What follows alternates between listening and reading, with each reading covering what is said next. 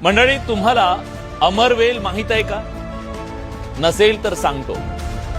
ती एक अशी वेल आहे जी एखाद्या झाडावर चढली की तिचा पूर्ण ताबा घेते, झाडाला संपवून टाकते.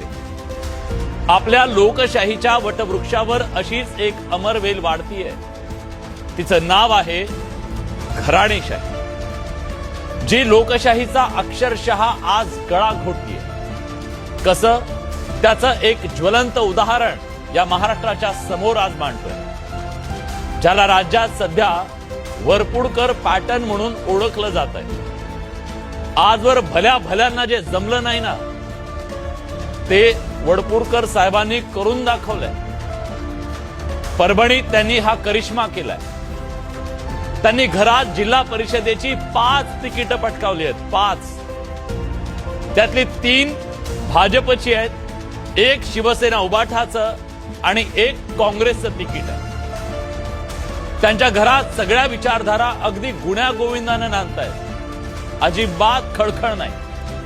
समजा उद्या सगळे उमेदवार निवडून आले तर परभणीच्या जिल्हा परिषदेची आम सभा वरपुडकर साहेबांच्या घरी डायनिंग टेबलवरती पार पडू शकते, किंवा त्यांच्या घरालाच वरपुडकर जिल्हा परिषद भवन असं नाव दिलं तरी चालू शकेल. वरपुडकर हे विकासासाठी काँग्रेसमधून भाजपच्या सत्तेच्या सावलीला आले. आता विकास कुणाचा असे बाळबोध प्रश्न तुम्ही विचारत जाऊ नका. असो, मग त्यांनी अंगणात लोकशाहीचं एक सुंदर झाड लावलं. त्या झाडावर आपल्या कुटुंबाची अमरवेल फेकून दिली. मुलगा आणि सून भाजपात, एक पुतण्या ठाकरेंच्या शिवसेनेत, तर दुसरा काँग्रेसमध्ये. म्हणजे घराच्या डायनिंग टेबलवर बसून ठरवायचं, आज तू कमळ फुलव, तू मशाल पेटव आणि तू हात लांबव. जनतेनं कुणालाही मतदान केलं तरी गुलाल शेवटी आपल्या वाड्यावर उधळला जाणार. याला म्हणतात परफेक्ट राजकीय गुंतवणूक.